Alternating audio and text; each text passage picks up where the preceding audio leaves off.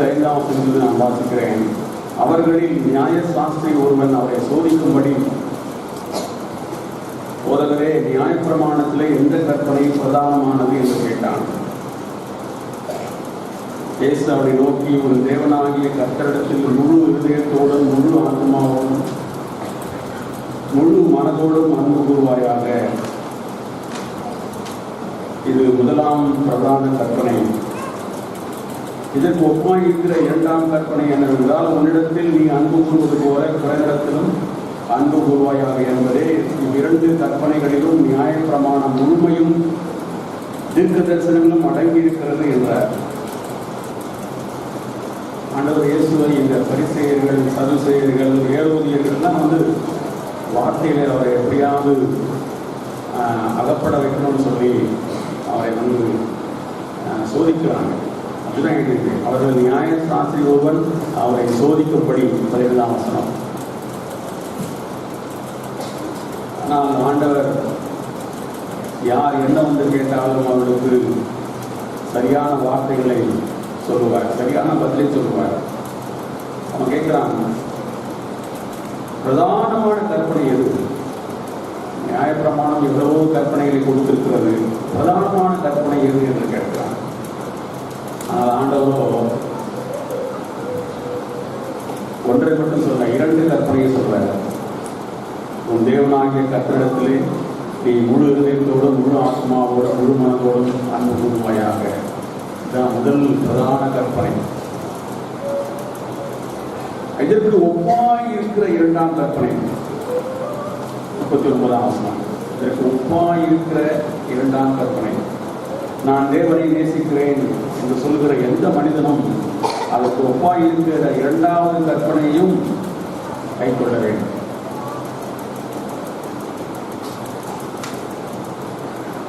தேவனை நேசிக்கிறது, தேவனிடத்தில் அன்பு கூறுறது நம் அனைவரும் கஷ்டமா இருக்கு. ஆனால் தேவனை நேசிக்கிறதுக்கு எந்த முகாந்திரமுமே தேவையே இல்லை. ஏதாவது ஒரு காரணத்தோடு நாம் தேவனை நேசிக்க வேண்டிய அவசியமே கிடையாது. ஏன்னா என்னை உண்டாக்கின தேவன் அவருடைய கரத்தின் கிரியாய் இருக்கிறேன். அவர்தான் என்னை சிருஷ்டித்தார். தாயின் கர்ப்பத்திலே என்னை உண்டாக்கினவர், என்னை உருவாக்கினவர், என்னுடைய கரு உண்டாவதற்கு முன்னே என்னை கண்டவர். அவருடைய சிருஷ்டிப்பாய் நான் இருக்கிறேன். என்னுடைய சிருஷ்டிகராகி அவரை நான் நேசிப்பது, அதுதான் சரியான ஒரு மனிதனுக்கும் தேவனுக்கும் உள்ள உறவாக இருக்க முடியும். என்னை சிருஷ்டித்த தேவனை நான் நேசிக்க வேண்டும். என்னை உண்டாக்கின தேவனை நான் அன்பு கூற வேண்டும். அதுதான் முதலாவது கற்பனை. எந்த முகாந்திரமும் தேவையில்லை தேவனை நேசிப்பதற்கு. I am a creature of God. தேவனால் சிருஷ்டிக்கப்பட்டவன் நான். தேவனை, என்னை உண்டாக்கின தேவனை நான் நேசிக்கிறேன். என்ன கஷ்டம் இருக்க போகுது? இந்த உணர்வோடு நாம் தேவனிடத்தில் போனோம்னா அவரை நேசிக்கிறது நம்ம கஷ்டமாக இருக்காது.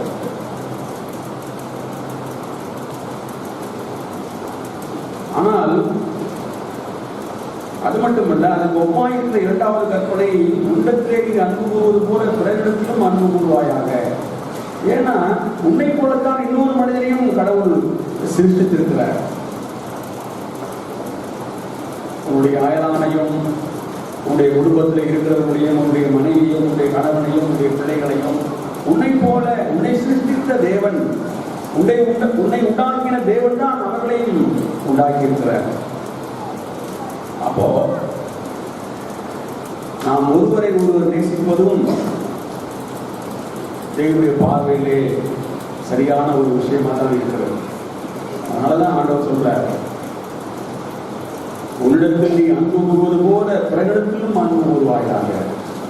இது பழைய ஏற்பாட்டு பிரமாணங்கள் இரண்டுமே ஆண்டவர் சொல்கிற 2 பிரமாணங்களுமே பழைய ஏற்பாட்டு பிரமாணங்கள். அதையே அவங்களால கடைபிடிக்க முடியல. இதுலதான் எல்லா தீர்க்க தரிசனங்களும் எல்லா பிரமாணங்களும் அடங்கி இருக்கிறது. இவ்விரண்டு கற்பனைகளிலும் நியாய பிரமாணம் முழுமையும் தீர்க்க தரிசனங்களும் அடங்கி இருக்கிறது. மோசே கொடுத்த பிரமாணங்கள், தீர்க்கதரிசிகள் பேசின காரியங்கள் எல்லாமே இதை சுற்றி தான் வருது. இந்த 2 பிரமாணங்களை சுற்றித்தான் வந்து கொண்டே இருக்கிறது. இதை ஒரு மனிதன் செய்துவிட்டால் அவன் நேர்த்தியாய் தேவனுடைய பார்வையிலே நடந்து கொள்வனாய் இருப்பான் என்றுதான் ஆண்டவர் சொல்றார்.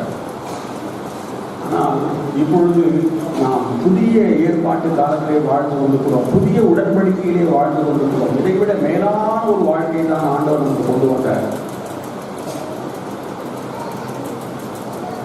கல்லையும் மண்ணையும் வணங்கி கொண்டிருந்த அநேக பாரம்பரியங்களே நாம் வாழ்ந்து கொண்டிருந்த நம்மை அதிலிருந்து தேவன் பிரித்தெடுத்து மெய் தேவனாகிய நம்மை உண்டாக்கின மெய் தேவனாகிய அவரையும் அவர் அனுப்பினராக இயேசு கிறிஸ்தையும் அறியக்கூடிய அறிவை நமக்கு கொடுத்து அவருடைய குமாரன் தலையாயிருக்கிற சபையிலே நம்மை வைத்து போஷித்து காப்பாற்றி வருகிறார்.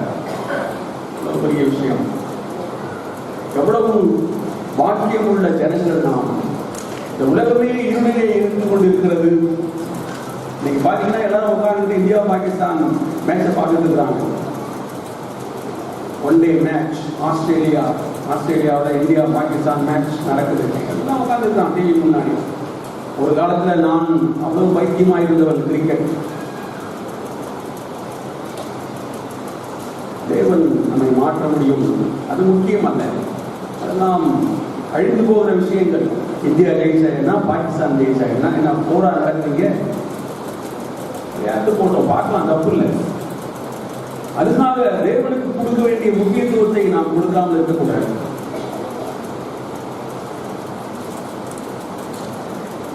தேவனை நம்முடைய வாழ்க்கையிலே மையமாய் வைத்துத்தான் நாம் வாழ வேண்டும். கல்லையும் மண்ணையும் வணங்கி கொண்டிருந்த அதெல்லாம் தெய்வம் என்று அப்படியே சாஸ்திராங்கமாய் இருந்து வணங்கி கொண்டிருந்த நம்மை பிரித்தெடுத்து தேவன் அவருடைய சபையிலே கொண்டாந்து வைத்திருக்கிறார். அநேகம் நாம் அப்படிதான் இருக்கிறோம். நான் அப்படிதான், தேவன் என்னை அப்படித்தான் ரட்சித்தார். சாஸ்திராங்கமாய் விழுந்து நீதான் கடவுள் என்று வணங்கினவன், சிலைகளை, கல்லை, மண்ணை, அப்படிப்பட்ட என்னை தேவன் பிரித்தெடுத்து நான் தான் உன்னை சிருஷ்டித்தேன், உன்னை உண்டாக்கின கடவுள் நான் என்று எனக்கு சொல்லி அவரிடத்திலே என்னை சேர்த்துக் கொண்டார். கேட்டது போல அவருடைய விலையேற ரத்தத்தினால் நம்முடைய பாவங்களை எல்லாம் கழுவி சுத்திகரித்து யாரும் பார்க்காதபடி நம்முடைய பாவங்களை எல்லாம் அவர் கடலின் ஆழத்திலே போட்டு மறைத்து நம்மை மகிமைப்படுத்தி இருக்கிறார், நம்மை உயர்த்தி இருக்கிறார் அவருடைய சபையிலே வைத்து. இதெல்லாம் நமக்கு ஒரு சந்தோஷத்தையும் ஒரு உற்சாகத்தையும் கொடுக்க வேண்டும். இந்த தேவனை நான் நேசிக்க வேண்டாமா? இந்த தேவன் எனக்கு கொடுத்தவர்களை நான் நேசிக்க வேண்டாமா? புதிய ஏற்பாட்டு பிரமாணத்தை நீங்க பாத்தீங்கன்னா ஆண்டவர் சொல்லுவார், நான் உங்களை நேசித்தது போல ஒருவரை ஒருவர் நேசியுங்கள். இன்னும் கொஞ்சம் அதிகமா, இன்னும் கொஞ்சம் மேன்மையான பிரமாணத்தை கொடுக்கிறார். புதிதான கற்பனை உங்களுக்கு கொடுக்கிறேன். எப்படி? நான் உங்களை நேசித்தது போல நீங்கள் ஒருவரை ஒருவர் நேசியுங்கள். அருமையான கற்பனை. சபை என்றால் அப்படித்தான் இருக்க வேண்டும். சபையிலே ஒருவரை ஒருவர் நாம் இயேசு நம்மை நேசித்தது போல மற்றவரை நேசிக்க வேண்டும். அங்கே எதுவுமே இடையில வரவே கூடாது. நம்முடைய ஜாதி, நம்முடைய அந்தஸ்து, நம்முடைய பணம், நம்முடைய நிறம், நம்முடைய படிப்பு, எதுவுமே அங்கே இடமே கிடையாது. கிறிஸ்துவுக்குள் எல்லாம் ஒன்றாயிருக்கிறார்கள். ஒவ்வொரு கிறிஸ்துவுக்குள் இருந்தால் அவன் புது சிருஷ்டியா இருக்கலாம். நான் உயர்ந்த ஜாதி, தாழ்ந்த ஜாதி, நான் பணக்காரன், நீ ஏழை, அதெல்லாம் கிடையவே கிடையாது. சபையிலே ஆண்டவருடைய சமூகத்திலே தேவனுடைய பார்வையிலே நாம் எல்லாம் சமமானவர்கள். எல்லாரையும் தேவன் நேசிக்கிறார். இயேசு நம்மை நேசித்தது போல நாம் ஒருவரை ஒரு நேசிக்க வேண்டும் என்றுதான் அவர் நம்ம கற்றுக் கொடுத்திருக்கிறார். வார்த்தையை பார்ப்போம். யோவான் 13ஆம் அதிகாரம். சீசருடைய கால்களை கழுவிட்டு அவர் சொல்கிற வார்த்தை,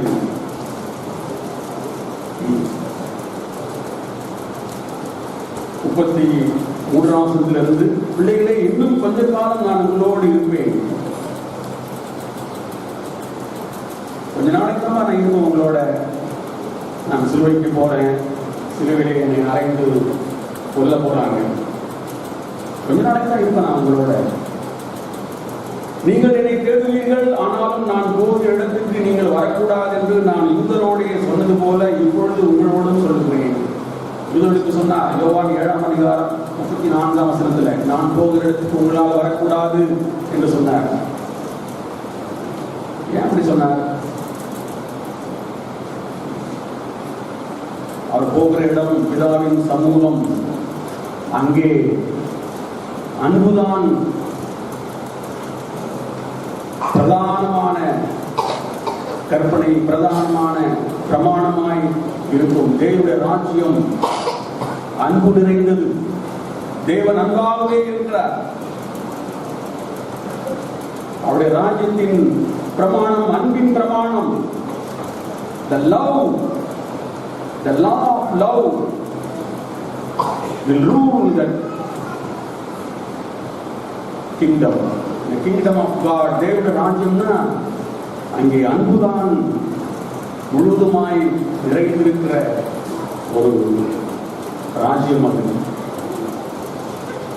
வேதத்தில் வாசிக்கிறோம், இருளின் அந்தகாரத்திலிருந்து தேவன் நம்மை விடுவித்து அவருடைய அன்பின் குமாரனுடைய ராஜ்யத்துக்கு நம்மை உட்படுத்தி இருக்கிறார். அன்பின் குமாரனுடைய ராஜ்யம், அன்பு நிறைந்த ஒரு ராஜ்யத்துக்கு தான் தேவன் நம்மை தெரிந்து கொண்டிருக்கிறார். அந்த தெய்வீக அன்பை இந்த உலகத்துக்கு காண்பிக்கத்தான் ஆண்டவர் இயேசு வந்தார்.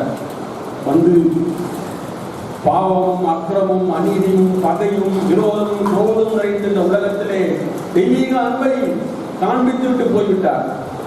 சிலுவையிலே அறைந்தவர்களை கூட பிதாவே இவர்களுக்கு மன்னியும், இவர்கள் செய்வது என்னதென்று தெரியாமல் செய்கிறார்களே என்று சொல்லிட்டு போயிட்டார்.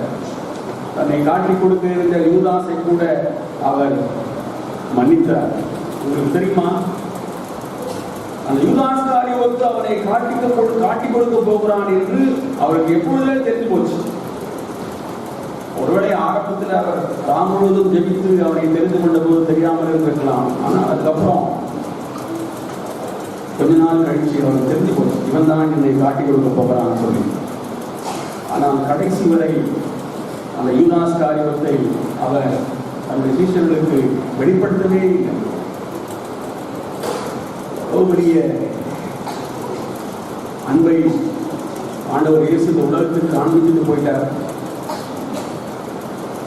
அவரை கொலை செய்யும்படி, அவரை சிலுவையிலே அறையும்படி காட்டிக் கொடுக்க போகிற அவரோடு இருக்கிற ஒரு சீசனை தன்னோடு இருக்கிற இன்னும் 11 சீசர்களுக்கு அவர் வெளிப்படுத்தவே இல்லை கடைசி வரை.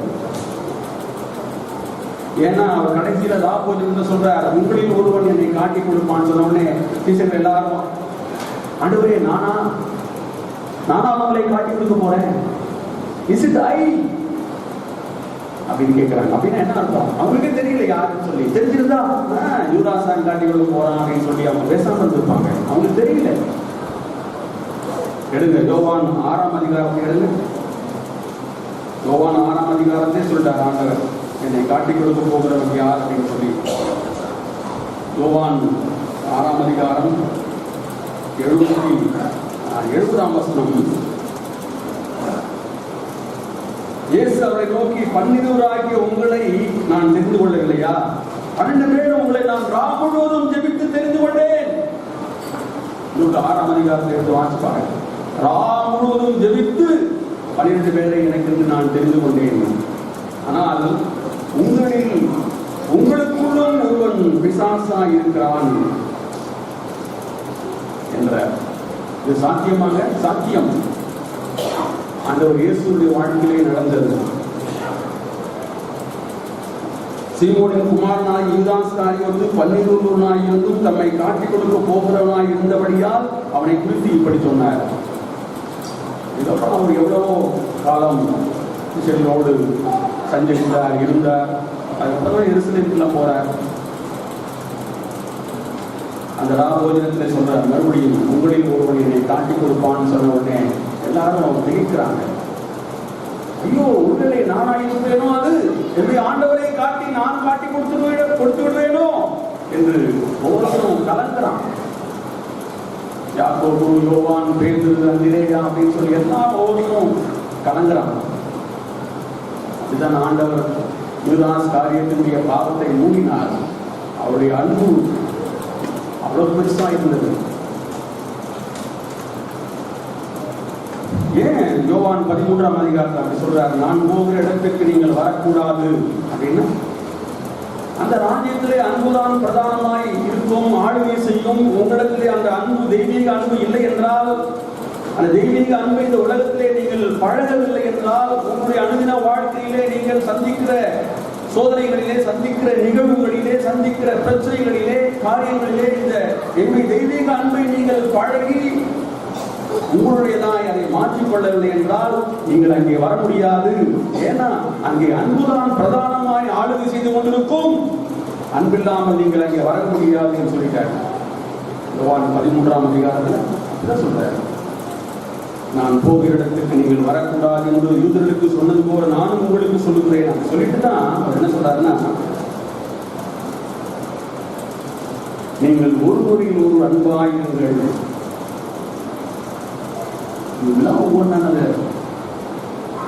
நான் உங்களில் அன்பாயிருந்தது போல நீங்களும் ஒருவரில் ஒரு அன்பாயிருங்கள் என்கிற புதிதான கட்டளை உங்களுக்கு கொடுக்கிறேன்.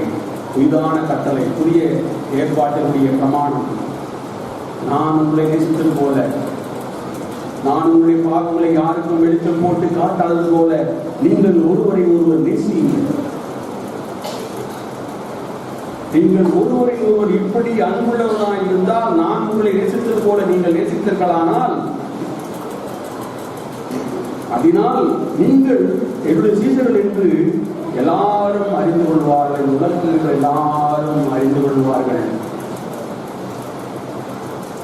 கிறிஸ்தவம் இன்றைக்கு இந்த கற்பனைகளை கை கொண்டிருந்தால், கிறிஸ்தவத்துக்கு ஏற்பட்டிருக்கிற நிந்தை ஏற்பட்டிருக்கிறது. நம்முடைய தேசத்திலே, நம்மை சுற்றி இருக்கிற மனிதர்கள் மத்தியிலே, புறஜாதியார் மத்தியிலே நாம் தூஷிக்கப்படுகிறது என்று தேவன் சொல்ல வேண்டிய அவசியமே இல்லை. சபைகளிலே காரியங்கள் எப்படி இருக்கிறது, நாம் எப்படி இருக்கிறோம், தேவனுடைய வார்த்தைக்கு நாம் பயந்து, இயேசுவே நீர் என்னை நேசித்தது போல நான் நீர் எனக்கு கொடுத்த சகோதர சகோதரிகளை நேசிக்கட்டும் என்ற ஆர்வமாவது என்ற வாஞ்சியாவது நமக்கு இருக்கிறதா? Where there is a will, there will come the action. உங்களுக்கு ஒரு விருப்பம் இருந்தால் தேவன் அதை வாய்க்க பண்ணுவார். விருப்பமே இல்லாமல் நான் சபையில வந்து உட்கார்ந்து கொண்டு சபை கூடிவிட்டேன் என்று சொன்னால் அந்த அன்பின் ராஜ்யத்துக்கு நாம் போக முடியுமா? அங்கே குமாரன் அன்பாயிருக்கிறார், தேவன் அன்பாயிருக்கிறார், ஆவியானவர் அன்பாயிருக்கிறார். நம்ம இதயத்திலே அவருடைய அன்பை ஊற்றி இருக்கிறார் என்று இருக்கிறது வேதத்தில். அந்த அன்பு நம்மிடத்தில் இருக்கிறதா? இல்லைன்னா என்ன செய்யணும்? கதறி மானானது நீரோடை வாங்கித்து கதறது போல கதறணும். இயேசுவே நீர் என்னை ரட்சித்ததின் நோக்கத்தை நிறைவேற்றுங்க ஆண்டவரே. இந்த அன்பு என்னிடத்துல இல்லை, என்னுடைய இதயம் வறண்டு போயிருக்கிறது. அங்கே அன்பு இல்லை ஆண்டவரே. மனுஷீகம் தான் இருக்கிறது, மனுஷீக அன்பு தான் இருக்கிறது. உங்களுடைய தெய்வீக அன்பு இல்லை. கிருபையும் சத்தியமாய் வந்தீர், பிதாவை அப்படியே இந்த உலகத்தை காண்பித்தீர். உமை போல நாங்கள் இருக்க வேண்டுமே என்று நாம் கதறுகிறோமா? அதெல்லாம் தேவன் நமக்கு உதவி செய்வார். அதெல்லாம் இல்லை, சலங்காச்சாரமா சபை போயிட்டு வீட்டில் போய் சண்டை போட்டுக் கொண்டே இருக்கிறோம். மனைவி சரியில்லை, கணவன் சரியில்லை, பிள்ளைகள் சரியில்லை. நான் கேட்டேங்க, 2 பரிசுத்தவான்களை குறித்து நான் கேட்டேன். ரொம்ப உற்சாகமா இருந்தது. நேற்று நாங்கள் தஞ்சாவூர் போயிருந்தோம். அங்கே சகரியாப்பன் வந்திருந்தார். அவர் பேசின வார்த்தைகளை 2 பரிசுத்தவான்களை குறித்து பேசினார். ஒன்று ஜான் வெஸ்லி, நீங்க கேட்டிருப்பீங்க.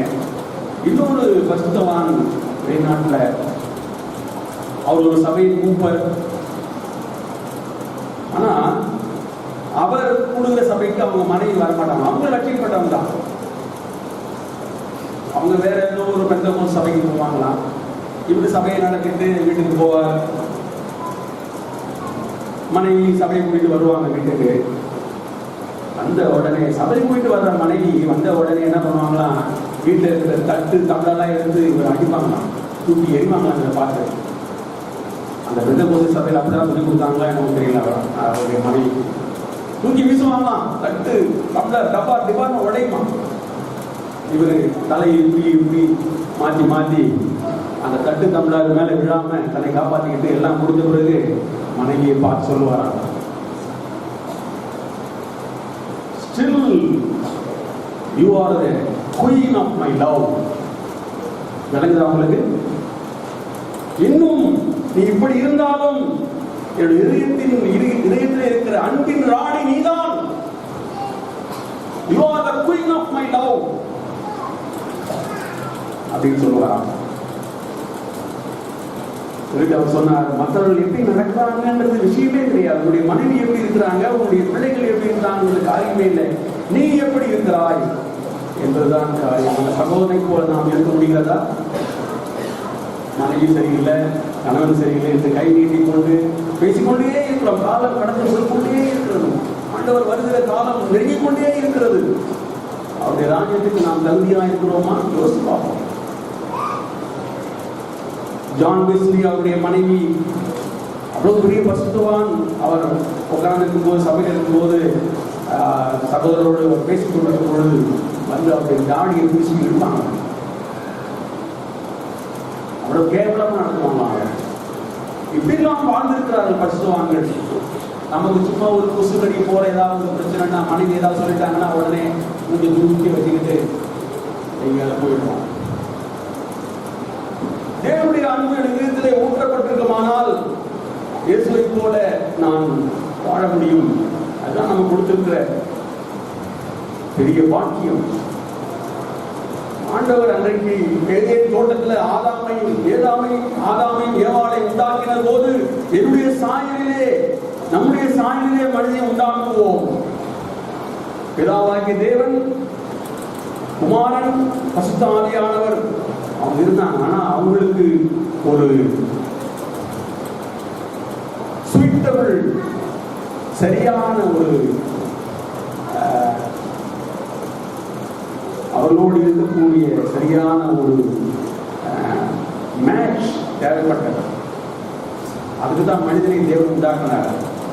அவர்கள் தேவனோடு ஐக்கியப்படுவதற்கு தேவனுடைய சாயலிலாக தான் மனிதனை உண்டாக்கினார். ஆனால் என்றைக்கு ஆதாம் பாவம் செய்தானோ அன்றைக்கு அதை எழுந்து போய்தான். தேவனோடு இருந்த ஐக்கியம் விரும்பிவிட்டது.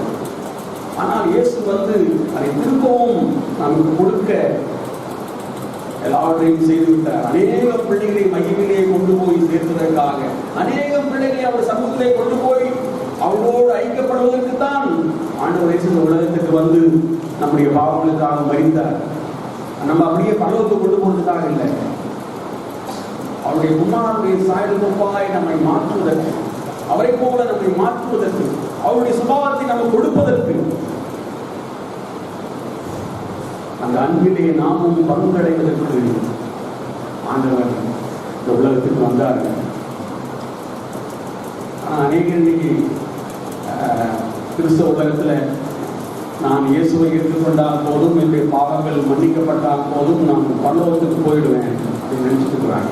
போகலாம், ஒருவேளை அவர் பாவங்கள்லாம் மன்னிக்கப்பட்டு அவர்கள் வாழ்ந்திருந்தால் போகலாம். ஆனால் தேவனுடைய பிரதானமான நோக்கம் அது இல்லைங்க. அவருக்கு அநேக பிள்ளைகள் வேணும். நீங்களும் நானும் அவருக்கு வேண்டும். அவரோடு ஐக்கியப்பட்டு, அவரோடு உறவாட, அவரோடு பேச, அவரோடு பழக நீங்களும் நானும் அவருக்கு வேண்டும். அதுக்குத்தான் நம்மை அவர் தெரிந்து கொண்டிருக்கிறார். அதுக்குத்தான் இந்த உலகத்தை நம்மை பழக்கித்துக் கொண்டே இருக்கிறார். நம்முடைய குடும்ப வாழ்க்கை, நம்முடைய சபை வாழ்க்கை, நம்முடைய உறவினர்களோடு நாம் நடக்கிற விதம், நம்முடைய வேலை ஸ்தலத்திலே நாம் பழகிற விதம், எல்லாவற்றுக்கும் ஒரு நோக்கம் இருக்கிறது. இந்த அன்பை நான் பழக வேண்டும், சுதந்திரத்துக் கொள்ள வேண்டும்.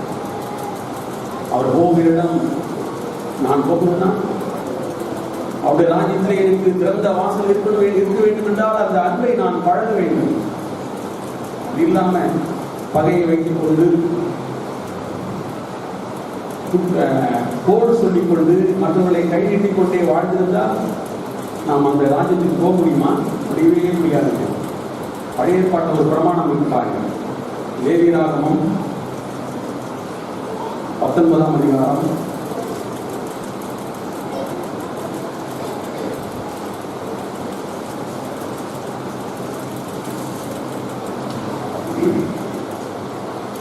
16ஆம் வசனம். உன் ஜனங்களுக்குள்ளே அங்குமிங்கும் கோல் சொல்லி திரியாயாக. உன் ஜனங்களுக்குள்ளே நீ கூடுகிற சபையிலே ஒருத்தருக்கு ஒருத்தர் கோல் சொல்லி திரியக்கூடாது. மற்றவர்களை குறித்து தீதாய் நீ பேசக்கூடாது. பிறகு ரத்தப்பழிக்கு உட்பட வேண்டாம், நான் கர்த்தர். அப்படின்னா என்ன செய்கிறோம்? அவர்கள் ரத்தத்தை சிந்துறோம். காயின் ஆபேல் ரத்தத்தை சிந்தினது போல மற்றவர்களை நான் குற்றப்படுத்தி பேசும்போது நான் அந்த ரத்தத்தை சிந்துகிறேன். நமக்கு தெரியறதில்லை, பேசிக்கொண்டே இருக்கிறோம். மூப்பர்கள் சரியில்லை, சகோதரர்கள் சரியில்லை, சகோதரிகள் சரியில்லை, பிள்ளைகள் சரியில்லை என்று பேசிக்கொண்டே இருக்கிறோம். கோல் சொல்லி திரியாயாக. அப்புறம் உன் சகோதரனை உன் உள்ளத்தில் பகையாமல் இருப்பாயாக. உள்ளத்திலே பகைக்காதே. உள்ளத்துல பகையை வச்சுக்கிட்டேன் வாங்குறது பேசுறது நல்லா இருக்கீங்களா சொன்னா என்ன பிரயோஜனம் இல்லை. உள்ளத்திலே பகை இருக்கிறதே, தேவன் அதை பார்க்கிறாரே. காயின் ஆபேலை கூட்டிட்டு போனா நிலத்துக்கு, அந்த ஆபேல் எந்த ஒரு சந்தேகமும் இல்லாம தன்னுடைய அண்ணன் மேல எந்த ஒரு சந்தேகமும் படாம அவனோடு போறாங்க. அருமையான ஒரு உதாரணம். ஆனால் காயினும் உள்ளத்தை பகை வைத்துக் கொண்டு 2 பேரும் தனியா போன உடனே அவன் மேல என்ன தூக்கி போட்டாலும் தெரியல, கொலை பண்ணிட்டாங்க. யாரை தேவன் அங்கீகரித்தார்? இன்றைக்கும் பேசிக் கொண்டிருக்கிறான் ஆபேல். ஆனால் காயினையோ தேவன் சபித்தார். உன் சகோதரனை உன் உள்ளத்திலே கூட பகைக்காமல் இருப்பாயாக. பிறன் மேல் பாவம் சுமராதபடிக்கு அவனை எப்படியும் நீ கழித்து கொள்ள வேண்டும். அந்த மனுஷிக அன்பும் தெய்வீக அன்புடைய வித்தியாசத்தை நாம் பார்க்கணும். மனுஷிக அன்பு மற்றவர்கள் தவறு செய்யும் போது பேசாம இருக்கும். ஏன்னா பேசினா பிரச்சனை வரும். இல்ல வீட்டுல பேசினா பிரச்சனை வரும். மனைவி தவறு செய்யும் போது, பிள்ளைகள் தவறு செய்யும் போது கண்ணு காணாம இருக்கிறது. ஏன்னா அவங்க தவறை உணர்த்திக்கிட்டா அவங்க அஃபண்ட் ஆயிடுவாங்க. உணர்த்தினாக்கா என்ன சொல்லப்பட்டிருக்கு? பிறன் மேல் பாவம் சுமராதபடிக்கு அவனை எப்படியுமே கடிந்து கொள். உன்னை அவர்கள் என்ன சொன்னாலும் சரி, அவர்களை தேவனிடத்திலே சேர்ப்பதற்கு நீ அவர்களை சரியாய் கடிந்து கொள்ள வேண்டும். உன்னுடைய பிள்ளையை நீ கடிந்து கொள்ள வேண்டும். உன்னுடைய பிள்ளைக்கு சொல்ல வேண்டியது நீ சொல்ல வேண்டும். எவ்வளவு தீர்க்கமா இருக்கு பாத்தீங்களா? அதெல்லாம் இந்த உலகத்தாரை போல நாமும் அப்படியே ஒரு காம்ப்ரமைஸ் பண்ணிக்கிட்டு வீட்டுல சமாதானத்தை காத்துக்கொள்ளுவோங்க. சபையில சமாதானத்தை காத்துக்கொள்வோம். சபையில யார் எப்படி இருந்தாலும் சமாதானத்தை காத்துக்கொள்வோங்கன்னு சொல்லிட்டு பாராமுகமாயிருந்தால் அது என்ன சபையாய் வளருமாது? பாவம் செய்கிறவர்கள் துணிகரமா இன்னும் பாவம் செய்து கொண்டே இருப்பார்கள். ஆண்டவர் என்ன சொல்றார்? மத்தேயு 18ஆம் அதிகாரத்துல, உன் சகோதரன் உனக்கு விரோதமாய் பாவம் செய்தால் என்ன செய்யணும்? பேசாம இருந்தணுமா? மத்தேயு 18, நீயும் அவனும் தனியாய் இருக்கும் பொழுது,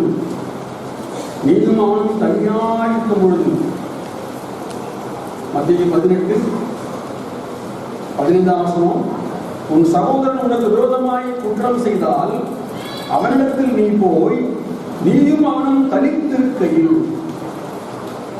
உனக்கு சப்போர்ட்டா ஒரு 10 பேரை நீ கூட்டு போவாதா?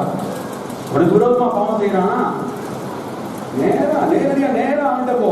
மூப்பன் உனக்கு விரோதமா ஏதாவது தப்பு செய்யறானா, தவறா பேசுற, நேரா அவன்கிட்ட போங்க. நீங்க ஒரு சகோதரன் உனக்கு விரோதமாய் நடந்து கொண்டாரா, you go to him straightly, நேரா போங்க அவன்கிட்ட.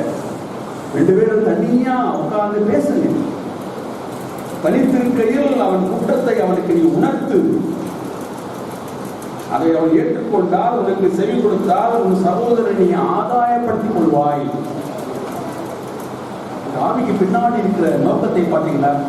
தன்னுடைய சகோதரரை நான் ஆதாயப்படுத்திக் கொள்ள வேண்டும், என்னுடைய மனைவியை நான் ஆதாயப்படுத்திக் கொள்ள வேண்டும், என்னுடைய பிள்ளைகளை நான் ஆதாயப்படுத்திக் கொள்ள வேண்டும். இதுதான் தேவனுடைய இதயமாக இருக்கிறது. தேவனுடைய இதயம் அப்படியே விளக்குது இந்த வார்த்தைகள். Somehow I have to gain my brother. ஆண்டவர் எவ்வளவு தீர்க்கமாக பேசியிருக்கிறார். இதெல்லாம் பண்ணிட்டு பகையும் விரோதத்தையும் வாயிலே இருதயத்தில் இருக்கிறதா வாயிலே வெளியே வரும். இருதயத்தின் நிறைவினால்தான் வாய் பேசும். நீங்க போல் சொல்றீங்கன்னா அவங்க இதயத்தில் நீங்க அதை வச்சு வச்சு வச்சு வச்சு வச்சு இருக்கும்போது ஒரு தடவை அவங்க வாயில வெளியில வருது அந்த வார்த்தைகள். அதனாலதான் ஆண்டவர் சொன்னார் காயினுக்கு, பாவம் உன் வாசற்படியிலே படுத்திருக்கிறது, நீ மற்றவனை குறித்து நன்மை செய்ய நினைக்காத போது, when you don't think to do good to others, sin is crouching at your door.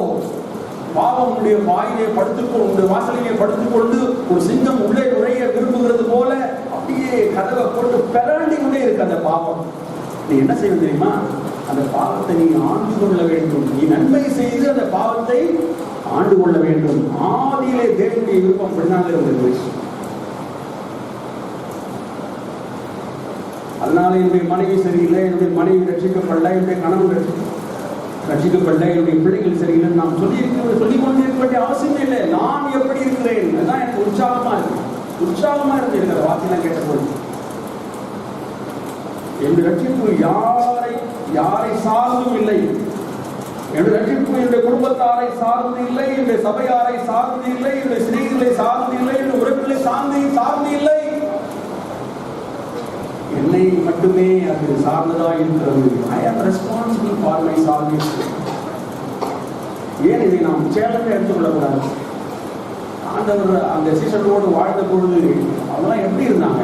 ஒருத்தர் நான் பெரியவனா நீ பெரியவனான்னு சொன்னா, ஒருத்தர் நான் உங்க பக்கத்துல வலது பக்கத்துல உட்காரணும், இடது பக்கத்துல உட்காரணும் சொன்னா, தோமா அவரை விசுவாசிக்கவில்லை. இவ்வளவு இருந்தும் அவர் எப்படி வாழ்ந்தார்? உலகத்துக்கு ஒளியாய் வாழ்ந்தார். சாத்தானுக்கு இடத்திலே ஒன்றுமில்லை என்று சொன்னார். அவனை சிலுவையிலே வெளியரங்கமான கோலமாக்கி வெற்றி சிறந்தார், உயிரோடு எழுந்தார் மரணத்திலிருந்து. இன்றைக்கு நமக்காக பிதாவின் வலது பாட்டிலே பரிந்து பேசிக் கொண்டிருக்கிறார். நாம் நோக்கி பார்த்து அவரையே நோக்கி பார்த்து அந்த ஓட்டத்திலே ஓட வேண்டியவராக இருக்கிறார். அருமையான அழைப்பை தேவன் கொடுத்திருக்கிறார். இந்த சேலஞ்சை நம்ம ஏற்றுக்கொள்ளுமா? நம்முடைய வாழ்க்கையில இன்றைக்கு அன்பின் ராஜ்யத்துக்கு பாத்திரவானாய் நான் வாழ விரும்புகிறேன். ஆண்டவரே, நீ கொடுத்திருக்கிற இந்த வாய்ப்புக்காக நன்றி, நீ கொடுத்த ரட்சிப்புக்காக நன்றி, என்னுடைய வாழ்க்கையை அனுமதிக்கிற எல்லா காரியங்களுக்காகவும் சூழ்நிலைகளுக்காகவும் நன்றி ஆண்டவர். சகலத்தின் நன்மைக்காகவே அனுமதிக்கிறவர், இந்த குமாரனுடைய சாயலுக்கொப்பா என்னை மாற்ற விரும்புகிறவர், நன்றி, தேங்க்யூ லார்ட் அப்படின்னு சொல்லி நம்மை தாழ்த்தி தேவன் கொடுக்கிற விரும்புகிற அவருடைய சுபாவத்தை நாம் பெற்றுக்கொள்வோம். அவருடைய ராஜ்யத்திலே பிரவேசிக்க தேவன் நமக்கு அருள் செய்வார். எல்லாருக்கும் அப்படியாக செய்வாராக. ஆமென்.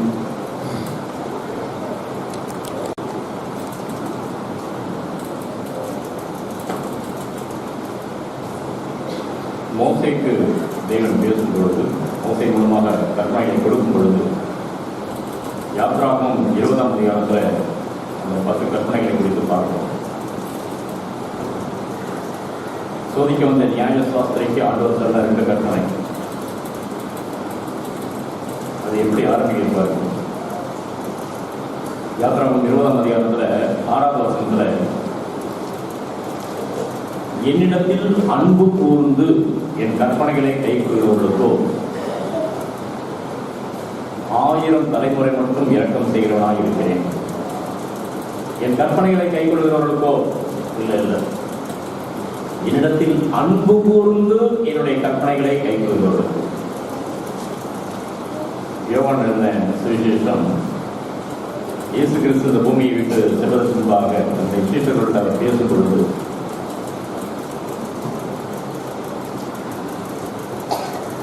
ஆண்டவர் யோவான் சுவிசேஷம்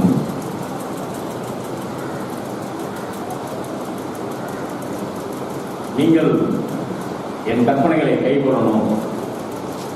எப்படி கைக்கொள்ளணும் சொல்றாரு?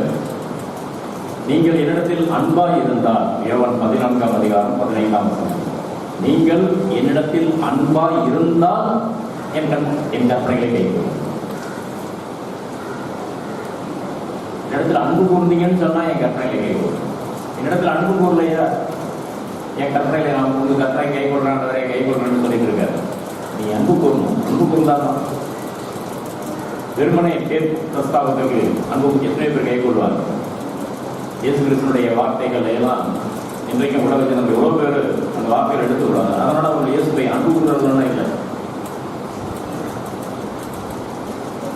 அவரிடத்தில் அன்பு கூர்ந்து, அப்ப தேவனிடத்தில் நான் அன்பு கூர்ந்தேன்னு சொன்னாதான் அவருடைய கற்பனைகளை நான் கை கொள்ள முடியும். அப்படி அன்பு கூர்ந்து கை கொண்டாதான் அது தேவனுக்கு முன்பாக அது மதிப்புள்ளதா இருக்கும். அன்பு இல்லாமல் நான் எதை செஞ்சாலும் அது தேவனுடைய பார்வையில் ஒண்ணுமே இல்லை.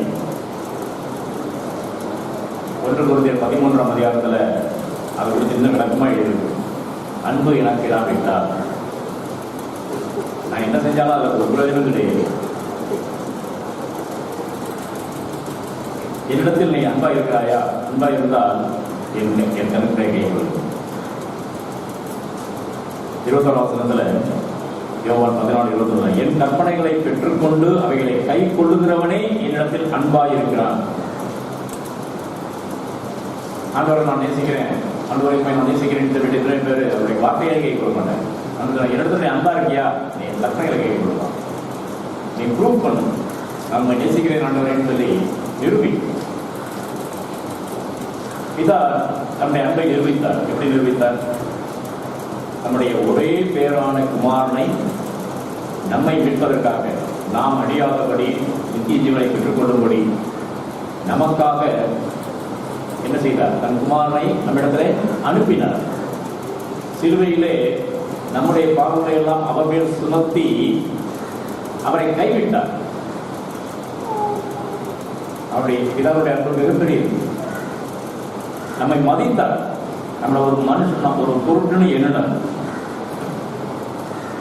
அதனாலதான் பக்தர்கள்லாம் ஆண்டவரே இப்படி ஒரு காரியம் செய்வதற்கு நான் எம்மாத்திரம், என்னை தெரிந்து கொள்வதற்கு, என்னுடைய பாவங்களை என்னை கழுவுவதற்கு நான் எம்மாத்திரம். உலகத்தில் எத்தனையோ ஜனங்க இருக்காங்க, கோடிக்கணக்கான பேர். அந்த அவர்களை எல்லாம் விட்டுட்டு என்னை தெரிந்து கொண்டீரே, என்னிடத்துல எந்த நன்மை, எதுவுமே இல்லை, என்னிடத்துல இங்கே அன்பு கூர்ந்தீங்க, என்ன மதிச்சிங்க, என்ன ஒரு பொருட்கள் நினைச்சிங்க. தேவன் நம்மை மதித்துதான் நம்ம அன்பு கொடுத்தார். இயேசு நம்மை நினைத்து பார்த்தார். பிதா எனக்கு கொடுத்தவர்கள் அப்படின்னு நம்மை நினைத்து பார்த்தார். தம் மூலமாய் யாரெல்லாம் ரட்சிப்பை அடைவதற்கு பிதா முன்னிட்டிருக்கிறார். இவர்களுக்காக பிதா முன்னிச்சிட்டார். இப்ப நான் இவர்களுக்காக ஒரு கிரியை செய்யணும், ஒரு காரியம் செய்யணும், இவருடைய அக்கிரமங்களை எல்லாம் நீக்கப்படணும், இவர்களை நீதிமானாக்கணும், பரிசுத்தமாக்கணும். அப்ப அவர்கள் செய்த பாவங்கள் மன்னிக்கப்படணும். அதற்காக ரத்தம் சிந்தப்படணும், என் ரத்தம் சிந்தப்படணும், நான் ரத்தம் தரேன். ஆனா பிதா என்னை கைவிடுவாரே, பாவத்தை பார்க்காத சுத்தக்கண்ண உலகத்தினுடைய எல்லா பாவத்தையும் என் மேல சுமக்கும் பொழுது அவர் முகத்தை தெரிவிப்பார். அவரை பார்த்து அப்பா பிதாவை கூப்பிட முடியாது, அவரோட ஐக்கியம் கொள்ள முடியாது. பிதா கை விட்டார். சமீபத்தில் செய்தியை சொல்லும்பொழுது அந்த வார்த்தையோட ஆழத்தை அப்பதான் சொன்னார். இந்த உலகத்தில் எவ்வளவு மோசமான ஒரு காவியா இருக்கலாம், இயேசு கிறிஸ்துவை எதிர்த்து நிற்கிறவர்களா இருக்கலாம், தேவனுடைய பிள்ளைகளை துன்பப்படுத்துறவர்களா இருக்கலாம், கொலை செய்கிறவர்களா இருக்கலாம். எத்தனை கிறிஸ்துவை வெட்டி சாச்சிருக்காங்க, சித்திரவதை பண்ணி கொலை செய்யறாங்க. அப்படிப்பட்ட கொடூரமான கொலைக்காரனை கூட தேவன் கைவிடல. ஆனால் தன்னுடைய குமாரனையும் கைவிட்டார். முழு உலகத்திலையும் தேவன் கைவிட்ட ஒரே மனிதர் யாருன்னு கேட்டா இயேசு மட்டும்தான்.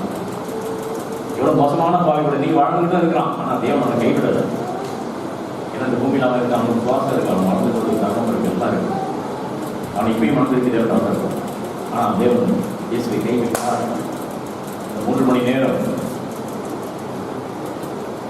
இப்ப நான் இப்படியெல்லாம் பிதா நம்மை மதிப்பதற்கு நாம் என்ன எவ்வளவா தேவனை என்னை அன்பு கூறுந்தார் அப்படின்னு அந்த அன்பை அவரிடத்தில் நான் அந்த அன்பை பார்த்து அவரை நான் அன்பு கூறும் பொழுதுதான் முழு ஆத்மாவோடும், முழு பலத்தோடும், முழு சிந்தையோடும் நான் தேவனிடத்தில் அன்பு கூர்ந்து அவருடைய கட்டளைகளை நான் கை கொடுத்தேன். இயேசு கிறிஸ்து மூலமா நமக்கு புதிய உடன்படிக்கை கொடுக்கப்பட்டிருக்கு. 10 கற்பனைகள் இல்லை, அது பழசு முடிஞ்சு போச்சு. அது வெளிப்படையான கற்பனைகள். அது 9 கற்பனை எல்லாம் வெளிப்படையான கற்பனைகள். ஆனால் நமக்கோ உள்ளான வாழ்க்கை, ஆவியானவர் நமக்கு உள்ளே வந்து தங்கி நம்மை சுத்தப்படுத்துகிறார். நம்ம கற்பனைகளை கொடுக்கிறார். இயேசுடைய வாழ்க்கையை நமக்கு காண்பிக்கிறார். இயேசு இப்படி வாழ்ந்தார். அந்த வாழ்க்கை உனக்கு வாக்குத்தத்தமாக கொடுத்து கொண்டு சோதரித்துக் கொள்ளும். இந்த உடம்பு, தேவன் கொடுத்த உடம்பு, தேவனை இதில் வாசம் பண்ண விரும்புகிறார். இதில் ஆலயமா இருக்கணும்னு விரும்புகிறார். இதை நீ சுத்தப்படுத்த, தூய்மைப்படுத்து. அதில் இருக்கிற ஆசை இச்சைகளை எல்லாம் நடுகிறதும் நீ படி செலுத்திட்டே இரு, கொடுத்துட்டே இரு, தேவனுக்கு ஒப்பு கொடுத்துட்டே இரு. தேவனுடைய ஆலயம்னு சொன்னா அங்கே படி செலுத்தப்பட்டு கொண்டே இருக்கும். ஒரு நாள் கூட தவறாமல் படி செலுத்தப்பட்டு கொண்டே இருக்கும். பரிசுத்தமான அந்த அக்கினி எரிந்து கொண்டே இருக்கும். பலிபடத்துல நெருப்பு எரிஞ்சுக்கிட்டே இருக்கும். அப்படின்னா நமக்குள்ளே தேவனுடைய அன்பு ஊற்றப்பட்டு கொண்டே இருக்கும். அது நம்மளோட மாம்சத்திற்கு ஆசை இச்சைகளை எல்லாம் கண்டு நம்ம என்ன செய்யணும்? நாம் தேவன் மேலே அன்பு கூர்ந்து நான் வந்து நேசிக்கல, என் மாம்சத்தில் ஆசை இச்சைகளை, பாவத்தை கொஞ்ச நேரம் சந்தோஷம் கொடுக்குற ஆசைகளை இச்சைகளை உன்னை நான் நேசிக்க போறதில்லை. நான் என் வீட்டை, என் இயேசுவை நான் நேசிக்கிறேன். என் தகப்பனை, பரலோக தகப்பனை நான் நேசிக்கிறேன். நான் உன்னை நேசிக்கல, உன்னை நான் வெறுக்கிறேன், உன்னை நான் அருவருக்கிறேன். அவர் என்னில் வாசமா இருக்கணும். நீ உனக்கு நான் இடம் தர மாட்டேன். நீ என்னை மேற்கொள்வதற்கு, என்னை கரைப்படுத்துவதற்கு நான் அனுமதிக்க மாட்டேன்னு சொல்லி நம்முடைய மாம்சத்தின் ஆசை இச்சைகள் நாம் சோதிக்கப்படும் பொழுது அவைகளை நாம் சிறையில் அறைகிறவர்களா இருக்கும், அதை வெறுக்கிறவர்களா இருக்கும், அப்புறப்படுத்துறவர்களா இருக்கும். இப்படிதான் நாம் ஆண்டவருடைய கற்பனைகளை கீழ்ப்படிக்க. நான் பரிசுத்தமா இருக்கேன்பா, நீயும் பரிசுத்தமா இருக்கு. பரிசுத்தமான நான் உனக்குள்ளே வந்து தங்க விரும்புகிறேன். நீ என்னுடைய கோயில், நீ நான் மாசம் பண்ணுற கோயிலாக இருக்கும்படி விரும்புகிறேன். நீ கோயிலை பரிசுத்தமாக வச்சுக்க, உன் இருதயத்தை சுத்தமாக வச்சுக்க. உன் இருதயத்தில் என்ன இல்லாமல் வேற தேவர்கள் உனக்கு வேண்டாம். என்ன இல்லாமல் வேற ஒன்ற வல்லமை உள்ளதுன்னு நீ ஏற்றுக்கொள்ள வேண்டாம். பணம் எல்லாத்தையும் சாதிக்கும், பணத்தால் எல்லாம் முடியும், பணத்தால் எல்லாம் ஓடுவது. உலகம் அப்படிதான் சொல்லிட்டு ஓடிட்டு இருக்கு. அதை தொழுது கொண்டு இருக்கு, பணத்தை வணங்கிட்டு இருக்கு, வேற தேவன். ஆனால் ஆண்டு சொன்னார், நான் தான் உனக்கு உனக்கு என்ன வேணுமோ உனக்கு வேண்டியதாக இருந்தாரு, நீயே ஓடணும், அதை தொழுது கொள்ளாது. தேவனை அறியாத ஜனங்க அதை தொழுது கொள்ளட்டும், அதன் பின்னே ஓடட்டும், அதை சேவிக்கட்டும். என்னை அல்லாமல் உனக்கு வேற தேவன் வேண்டாம். என்னால எல்லாம் போடும். சர்வ வல்லமையுள்ள தேவன் எல்லாவற்றையும் ஆளுகை செய்கிறவர், மனிதனுடைய இருதயங்களை மாற்றுகிறவர், ராஜாவுடைய இருதயத்தை கூட மாற்றுகிறவர், அரசாங்க சட்டத்திட்டங்களை எல்லாம் மாற்றுகிறவர். அவருடைய வழிகள், அவருடைய நினைவில் ஆராயப்பட முடியாதவை. ஒரு சர்வ வல்லமையுள்ளவர், நம்ம நேசிக்கிற தகப்பன், வல்லமையுள்ள ஒரு தகப்பன். அப்ப அவரை நாம் அன்பு கூர்ந்து அவரை முழு இதயத்தோடு ஏற்றுக்கொண்டு முழு இதயமாய் அவரை நாம் நேசிக்கணும். அதுதான் தேவன் தெரியுமா. அடுத்து என்னிடத்தில் அன்பு கூறும், என்னிடத்தில் அன்பு கூர்ந்து. சரி, இப்ப அடுத்தது இயேசு சொன்ன புதிய கற்பனை என்ன? ஒரு பழைய ஏற்பாட்டில் வாழ்ந்த மனுஷனுக்கு ஆண்டவர் லேவியராகவும் 19ஆம் அதிகாரத்தில் உள்ள ஒரு வார்த்தையை சொல்லிட்டார், உன்னிடத்தில் அன்பு கூறுவது கூட நீ உன் நாயனாட்டிலும் அன்பு கூறணும். ரைட், நம்ம அதை சொன்ன உடனே ரைட், சரியா சொல்லிட்டப்பா.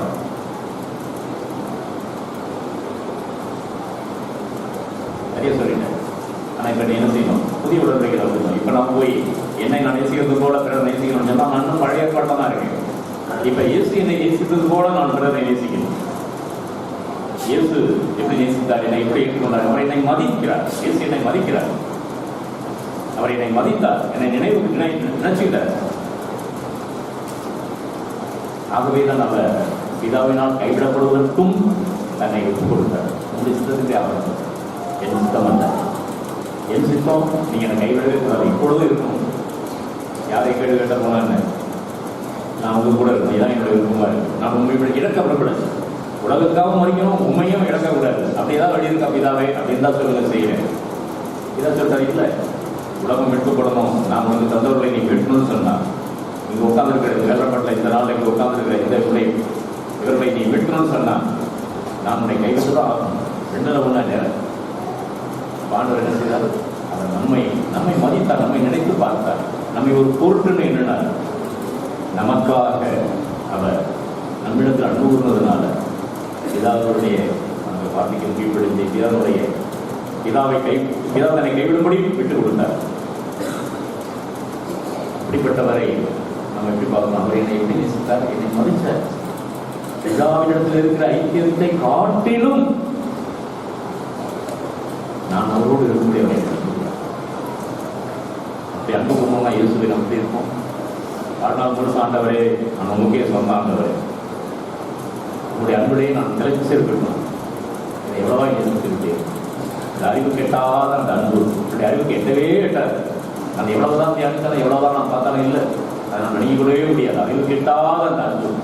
இப்போ நான் என்ன செய்யணும்? அந்த அன்பை நான் எல்லாத்தையும் தான் பார்க்கணும். நான் புதுசாக ஏதாவது சகோதரர்களை விசுவாசிகளை பார்த்தோன்னா அவர்கிட்ட நான் கேட்குறது, ஆண்டவரை எப்படி கொடுத்துட்டார், எப்படி நீங்கள் ஆண்டவரை ஏற்றுக்கொண்டீங்க, எப்படி நீங்கள் ரட்சிக்கப்பட்டீங்க, அதை சொல்லுங்கள். என்னை ஆண்டவர் ஒரு விதமாய் தெரிந்து கொண்டார், என்னை சந்தித்தார், உங்களை எப்படி சந்தித்தார் சொல்லுங்க. அதை அவங்க சொல்லும் பொழுது அவங்களுடைய முகத்தில் அவ்வளோ பரவசம் சந்தோஷம் இருக்கிறத பார்த்தோம்னா மெய்யாகவே இந்த தேவனால் சொல்லப்பட்டவர்கள், தேவனுடைய அன்பை ருசித்தவர்கள், மீட்கப்பட்டவர்கள், ரட்சிக்கப்பட்டவர்கள், பாவங்கள் கழுவப்படும் முடிவு பண்ணிடுவது. அப்படி இல்லாமல் அது நான் எங்கள் அப்பா தான் போவாங்க, அம்மா போவாங்க, நானும் போவேன், நான் சின்ன வயசுலேருந்து பக்தியாக இருப்பேன், சண்டையில் நான் போவேன் அப்படின்னா, ஓ இவர் இன்னும் இயேசுவை சந்திக்கல, இயேசுனுடைய அன்பை இவர் இன்னும் இயேசுனுடைய ரத்தம் தனக்காக தான் சிந்தப்படுதுன்னு சொல்லி சொந்தமாக்கிக்கல, இயேசுக்கு இன்னும் சொந்தமாகல. அப்படியே கூட எல்லாரோட சேர்ந்து போயிட்டு வந்துட்டு ஒரு விழாவுக்கு போக போல ஒரு சபைக்கு இப்படி வந்து போயிட்டு இருக்காங்க. அவ்வளோதான். இன்னும் அவர்கள் வெட்கப்படவில்லை, ரட்சிக்கப்படவில்லை, தேவனுடைய அன்பை அவர்கள் ருசிக்கவே இல்லை. அவங்க எவ்வளோதான் பேசினாலும் அது ஒன்றுமே இல்லை. ஆனால் நீங்கள் எப்படி ரட்சிக்கப்பட்டீங்க, எப்படி ரட்சிக்கப்பட்டீங்க சிஸ்டர், ஆண்டவர் உங்களுக்கு என்ன செய்தார், இயேசு உனக்கு என்ன செய்தார் சொல்லு அப்படின்னு தன்னுடைய கடந்த கால பாவ வாழ்க்கையால் நினைத்து பார்த்து பெரிய பாவி நான் ஆண்டவரை ஒரு பிள்ளையாக இருந்துட்டார், என்னை ஏற்றுக்கிட்டாருங்க, அவர் தான் ரட்சிக்கப்பட்டார். என் முதுகுடைய ஜோகமாக, வயிற்றுடைய ஜோகமாக, பிள்ளைக்கு வேலை வாங்கி கொடுத்தாரு, வீடு கட்டி கொடுத்தாரு, கடன் அடைச்சாரு. அப்போ தேவனை ஏற்றுக்கிட்டீங்க, அவ்வளோதான். நீங்கள் இன்னும் ரட்சகராக ஏற்றுக்கவே இல்லை, அவரிடத்துல நீங்கள் அன்பு இருந்தால் அன்பு கூடல. இப்போ ஆண்டவரை நான் அன்பு கொடுன்னு சொன்னால் அவர் என்ன செய்யணும், ஆண்டவரை நல்லா செய்யணும். நான் உன்னை எப்படி அன்பாக இருந்தேன், எப்படி நான் உன்னை மதித்தேன், அதை மதித்து உன்னை ஏற்றுக்கிட்டேன்.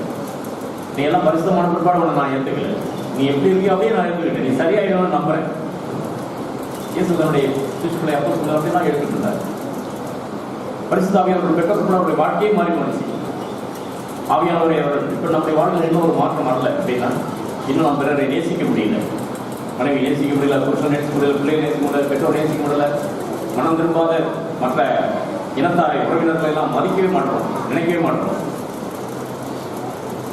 அவர்கள் மனிதர்கள், அவர்களுக்காக தேவன் மரித்தார், இயேசு மரித்தார். இன்றைக்கு அவர்கள் ரட்சிக்கப்பட நினைக்கிறோம், நாளைக்கு அவர்கள் நம்மை காட்டிலும் ஆவிக்குரியவர்களாக மாற்ற தேர்னால கூடும்.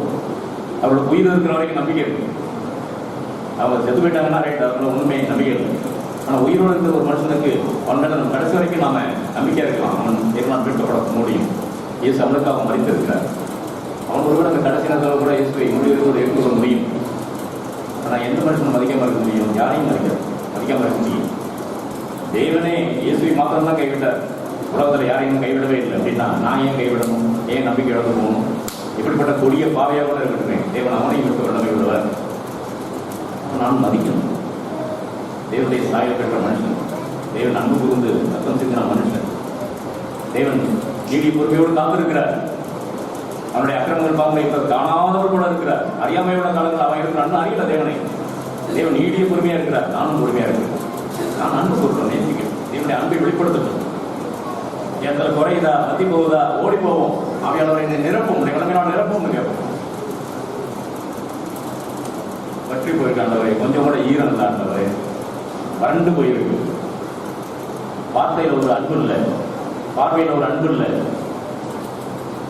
உள்ளுக்குள்ள கோபம் இருக்குது, பழி வாங்கணும் இருக்கு, தீமை செய்யறதுக்கு பார்க்கும்போது தீமை செய்யணும்னு தோணுது.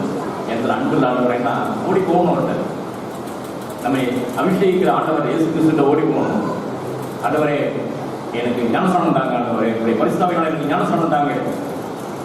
என்றைக்கோ ஒரு சகோதரன் எனக்கு தண்ணீரை ஞானஸ்நானம் கொடுத்துட்டாரு, இல்லை அது போதாது. எல்லாருக்கும் முன்பாக நான் சாட்சி சொன்னேன், ஆனால் எனக்கு வாழ்க்கை இன்னும் மாறல ஆண்டவரே, இன்னும் எனக்கு மனிதர்களை நான் பகிக்கிறவனாக இருக்கிறேன், வெறுக்கிறவனாக இருக்கிறேன், மன்னிக்காதவனாக இருக்கிறேன். அவர்கள் செய்த ஒரு காரியத்தை இன்னும் நினைச்சுக்கிட்டே இருக்கிறேன், மறக்க மாட்டேன். எனக்கு அந்த அன்பை தாங்க ஆண்டவரே, உங்களுடைய அன்பை தாங்க. நீங்க எதையும் எதிர்பார்க்காம, எதையும் யோசிக்காம அப்படியே எங்களுக்காக உண்மை உட்கொடுத்தீங்க. நீ நேசித்து போல நான் நேசிக்கணும், எனக்கு அந்த அன்பை தாங்க. எனக்கு அந்த அன்பு இல்லைன்னு போகும், ஒத்துக்கிட்டு போவோம், வெறுமையாய் போவோம், பாத்திரத்தை திரும்ப எடுத்துக்கொண்டு போவோம், நிரப்புவார், நிரப்புவார். எத்தனையோ சூழ்நிலைகள் அந்த அன்பை ஆண்டவர் நிரப்புறதை ருசிச்சிருக்கேன். அந்த விஷயத்தை ஒவ்வொரு சுமையும் பெற்றுக்கொண்டு ருசிச்சிருக்க முடியும். அந்தவரை எனக்கு நேசிப்பதற்கு இல்லை, அந்த அன்பு இல்லைன்னு நிச்சயமே கொடுப்பார். நம்முடைய வாழ்நாள் நிரப்புவார். ஆகவே நாம் பிரதானமான இந்த கற்பனைகளை மீறவண்ண முடியுமா? தேவனிடத்தில் அன்பு கூறுவோம். அவர் நம்மை அன்பு கூறுகிறார், நம்மை மதித்திருக்கிறார். நாம் அவர்கள் அன்பு கூறுவோம், அவருடைய கற்பனைகளை அன்பு கூர்ந்து கைப்பற்றும். கற்பனைகள் வந்து பாரமாகவே இருக்காது. ஏன்னா என்னை நேசிக்கிறவர் சொன்ன வார்த்தை, நான் அந்த வார்த்தையை செய்த அவருடைய சந்தோஷம். தேவன் யாருக்கும் நண்பட்டவரே கிடையாது. நாம் ஒரு எடுத்து வச்சு அவர்கள் அன்பு கூறுவோம்னு சொன்ன அவர் பாதி அணைத்து சொல்றார். மனம் திரும்பின மனுஷன் தூரத்தில் வரான், இளைய குமாரன். அவன் வர்றது வீட்டில் ஏதாவது சாப்பாடு கிடைக்குமா? மகனா ஏற்றுக்கலாம், வேலைக்காரனா ஏற்றுக்க, எல்லாம் சாப்பிட்டு முடிஞ்சு கடைசியாக மிச்சம் மீதி இருந்தால் போடணும். ஆனால் அவனை தூரத்தில் கண்ட தகப்பன் ஓடி வந்து அவனை இணைத்து கொடுத்தார். தேவனுடைய அன்பு அப்படிப்பட்டதான் முடியும். நம்முடைய நம்ம எவ்வளோ பாவத்தை செஞ்சு பாவம்னா சந்தோஷம் சொல்லி எங்கேயே ஓடி போகலாம். பன்றி போடுற தவிட்ட கொடுத்துறதுக்கு ஆசையாக இருக்கிறது போல இருந்து அது கூட கிடைக்காம போயிருக்கலாம். இந்த உலகத்தினுடைய பாவங்கள், இந்த உலகத்தினுடைய கவர்ச்சிகள் எதுவுமே நம்ம திருப்தி செய்யாது. தகப்பனத்தில் வந்து விடுவோம். அவர் நம்மை ஏற்றுக்கொள்வார், அவர் நம்மை அரவணைப்பார், அவர் நம்மை நிரப்புவார், நம்மை நமக்கு அதிகாரம் கொடுப்பார்.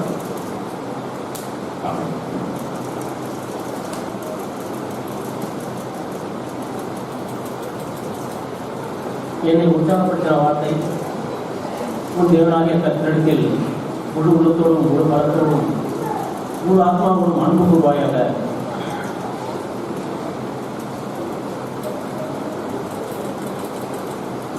ஏன் நான் அன்பு கூறணும்? ஏன் அவரை நான் நேசிக்கணும்? என்கிட்ட தேவன் என்னை என் தாயின் கருவிலே உருவாகும் முன்னமே என் உருவம் இன்னதென்று கண்டு என்னை அழைத்திருக்கிறார், என்னை தெரிந்து கொண்டார். எத்தனையோ வருடங்களுக்கு பிறகு ஆண்டவர் என்னை ரசித்தார், அவருடைய அன்பை காண்பித்து என்னை பிடித்துக் கொண்டார். ஆனால் இது இடைப்பட்ட நாட்களில் இத்தனையுடைய மனப்போன வாழ்க்கை, என் மனப்போன வாழ்க்கை வாழ்ந்து ஆண்டவருக்கு விரோதமாய், பெற்றோருக்கு விரோதமாய் வாழ்ந்து, அப்படி இருக்கும்பொழுது என்னுடைய வாழ்க்கையை பார்த்து தேவன் என்னை கைவிடலைங்க, இல்லை என்னை தள்ளிவிடலை. இவனை தெரிந்து கொண்டது வேஸ்டாக போயிடுச்சு, இவன் லாயக்கில்லாதவன், இவனை தெரிந்து கொண்ட நோக்கமே வீணாக போயிடுச்சு, இவனுடைய உருப்படாதன்னு சொல்லி என்னை தேவன் என்னை விடலை. ஏற்ற காலத்தில் சரியான நேரத்தில் தேவன் என்னை பிடித்து எத்தனையோ வகையில் அவருடைய அன்பின் விகிதியில என்னுடைய வழிகள் எல்லாத்தையும் படைத்துக் கொண்டே வந்தார். படித்தேன், வேலை தேடி ஒரு இடத்துல போனேன், வேலை கிடைக்கல. ஒரு வாரம் இல்லை, 2 வாரம் இல்லை, 1 மாசம் 2 மாசமா காத்திருக்கிறேன், எனக்கு வேலை இல்லை. வீட்டுல மிகப்பெரிய ஒரு இழப்பு. இப்படியே ஒரு காலகட்டத்தில் தேவன் என் வழிகள் எல்லாத்தையும் அடைத்து வந்து கடைசியில அந்த ஏற்ற சரியான நேரத்தில் தேவன் என்னுடைய கரத்தை பிடித்து அழைத்து வந்து சபையிலே கொண்டு வந்து சேர்த்தார். அவருடைய சீயோனிலே என் தேவன் என்னை கொண்டு வந்து சேர்த்தார். இந்த அன்புதான் இனி நெருக்கி, ஒவ்வொரு நாளும் நெருக்கி அவருக்காக நான் வாழ வேண்டும், அவரை நேசிக்க வேண்டும் என்ற உந்துதலாக இருக்கிறது. இதை பவுல் எப்படி சொல்றாரு பாருங்க. கலாத்தியர்ல ஒரே வசனம் தான்,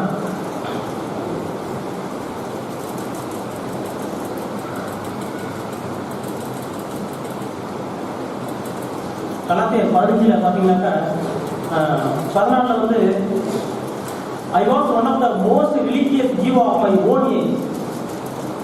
என் வயதில் உள்ளவர்கள மிக உயர்ந்த ஒரு யூத பாரம்பரியத்தில் தேர்ந்தவனாய் ஒரு யூதனாய் நான் வாழ்ந்தேன்.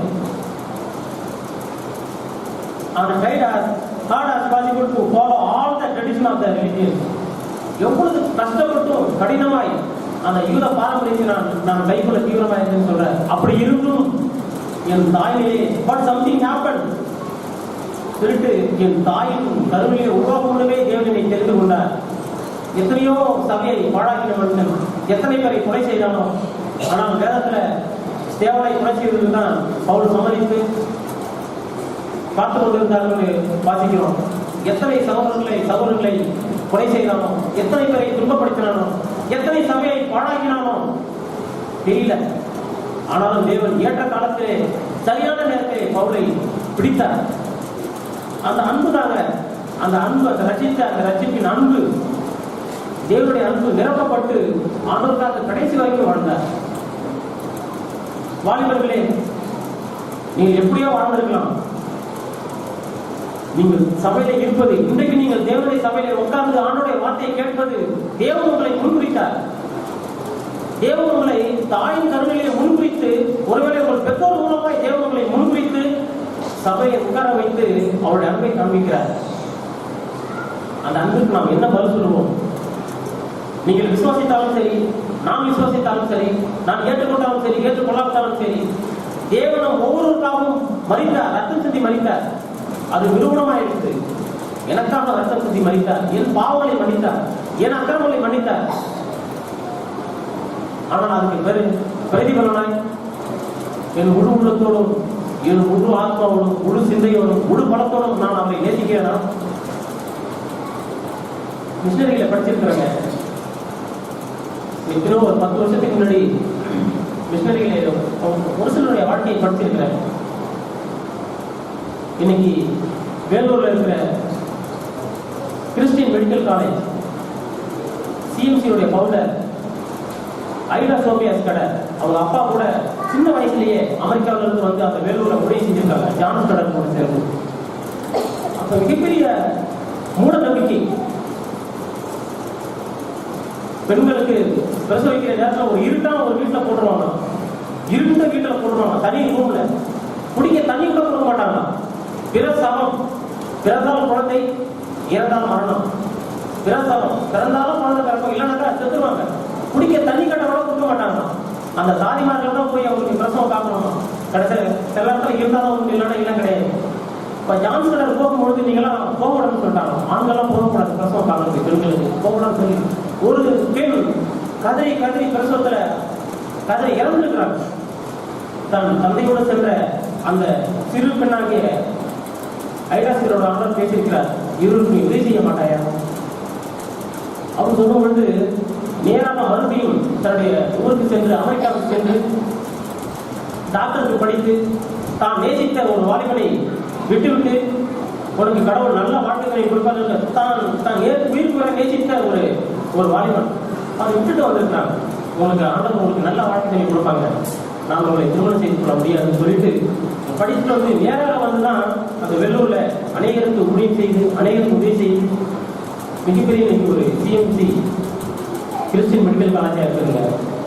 தேவனுடைய அன்பு அவர் உள்ளத்தை நிறைத்தது. தேவன் அவரோட பேசினார். கடைசி வரைக்கும் இங்கேயே வாழ்ந்து இங்கேயே மறைந்த ஒரு அம்மையார் ஹட்சன் டெய்லர், சீனாவு சென்ற மிஷனரி, மிகப்பெரிய பணக்காரர், கோடீஸ்வரர். நான் வாசிக்கும் பொழுது பார்த்திருக்கேன். அவருடைய கோட்டையில வந்து மிக உயர்ந்த தங்க பட்டம் வச்சிருப்பாங்க. கோட்டை போட்டு போனாங்க. அவ்வளவு ஏழ்மையிலையும் தரித்திரத்தில் வாழ்ந்து சீனாவில் ஆண்டுடைய வார்த்தையை பிரசங்கிக்கிற ஒரு மனுஷன். ஏன் அப்படி கஷ்டப்படணும்? அவங்க மிகப்பெரிய செல்வ செழிப்பாய் வாழ்ந்தவங்க, மிகப்பெரிய கோடீஸ்வரராக வாழ்ந்தவங்க, ஏன் அவர்களுக்கு கஷ்டப்படணும்? தரித்திரம் அடையும், வியாதிப்படணும், தன்னுடைய பிள்ளைகளை மறிக்க கொடுக்கணும், கடல்ல போகும்போதே மறிக்க பிள்ளையை தூக்கி எறிஞ்சிட்டு போயிருக்கிறாங்க. தேவனுடைய அன்பு அவர்கள் உள்ளத்தை நிறைத்தது. தேவன் அவர்களை ஆட்கொண்டார். அந்த அன்புக்கு நான் ஏதாவது பிரதிபலன் செய்ய வேண்டும் என்று துடியாய் ஆவலாய் தாகமாய் சென்றார்கள். ஒவ்வொரு நாளை சென்று ஆண்டவருக்கு வாழ்ந்தார்கள். ஆண்டவருக்கு என்று அவருடைய வார்த்தையை பிரசங்கித்தார்கள், வாழ்ந்தார்கள். அந்த அன்பு நம்மை பற்றிக்கொள்ளவில்லையா? என் பிள்ளை செய்த ஒரு சின்ன தவறு கூட என்னால ஏற்றுக்கொள்ள முடியல. ஒரு நாள் முழுக்கும் அதை பற்றி நான் பாரமா இருக்கிறேன், கீழ்ப்படியாம இருக்கிறாளே, பேசாம இருக்கிறேன். தேவன் எனக்கு உணர்த்தினார், இதுதான் உன்னுடைய அன்பா? நான் தான் இப்பதான் அவனோட முறையை நேசித்தேன்.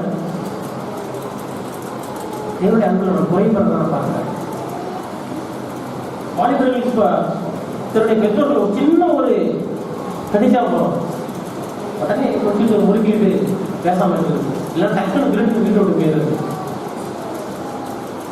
இல்லை, நாம் தேவனுடைய அன்பினால் நிரப்பப்படணும். தேவன் உங்கள் பெற்றோரை நம்பிதான் உங்களை கொடுத்திருக்கிறார். உங்களிடத்துல உங்கள் பெற்றோர்கள் கொடுத்திருக்கிறார். உங்கள் பெற்றோர் மூலமா நீங்க சபைக்கு வந்திருக்கிறீங்க. நம்முடைய வாழ்நாள் நீடித்திருப்பதற்கும் உன் ஆயுள் சுகமாய் இருப்பதற்கும் எங்க ஊர்ல சாபம் வருவாங்க. ஐயோ நீ பாதியில போவாங்க, நீ நாசமா போவான்னு சொல்லுவாங்க. என் வாழ்நாள் நீடித்திருக்குன்னு சொன்னா என் பெற்றோரை நான் கனம் பண்ணணும். என்னுடைய வாழ்க்கை என்னுடைய ஆயுஷ் நாள் பெற்றோரோட தான் இருக்குதுங்க. நான் சுகமா இருக்கிறதும், நான் சந்தோஷமாய் ஜாலியா இருக்கிறதும், நான் கஷ்டப்படாம இருக்கிறதும் யாருடைய கஷ்டம் என் பெற்றோர கஷ்டம் தான் இருக்கு. நான் பெற்றோரை எந்த நான் ஆர்டர் பண்றேன், என் பெற்றோருக்கு எந்த கீழ்படுகிறேன். ஆக காரியத்தின் கிடைத்தவை நான் அப்படிதான் உணர்ந்தேன். ஆனவே நான் அன்பிலே நான் இன்னும் குறைபடுறேன். அன்பிலே குறைபடுறேன். நேசிக்கிறது நான் எவ்வளவு குறைபடுறேன். புறம்புற மனுஷனாக இருக்கிறேன்.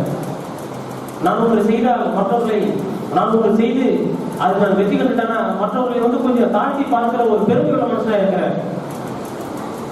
அதே போல உண்மை போல ஏற்றுக்கொள்ளக்கூடிய எனக்கு இருதயம் இல்லை. நான் உங்களை குறைபடுறேன். அப்படின்னு நான் உணர்ந்தேன். நான் உணர்ந்திருக்கிறேன். தேவனுடைய அன்பு இன்னும் ஒவ்வொரு நாளும் அதிக ஆழமாய் அதிகமாக என்னுடைய உள்ளத்துல நிரப்பப்பட ஆணவை தேடுவேன். ஒவ்வொரு நாளும் தேவனுடைய அன்பினால் என் உள்ளம் நிரப்பப்பட தேவனத்தில் செல்வேன். தேவனத்தில் கேட்டு பெற்றுக்கொள்வேன் என்று விசுவாசிக்கிறேன். ஆமாம்.